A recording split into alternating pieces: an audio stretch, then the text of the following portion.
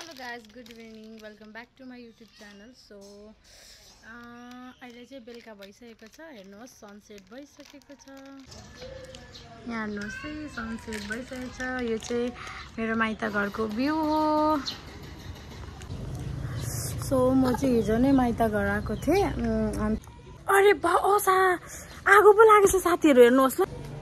साथीहरु हेर्नु न म त दोकान जानु पर्यो भनेको कस्तो डर लाग्दो आगो लागिरहेको रहेछ यहाँ गाउँमा के म तपाईहरुलाई देखाउँदैछु हेर्नुहोस् न ल कस्तो कालो धुवा गएको नि त ए भगवान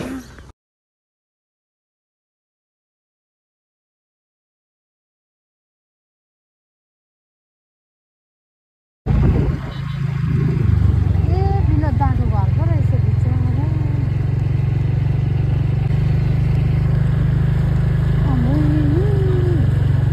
आगो बोलिरहेको पुरा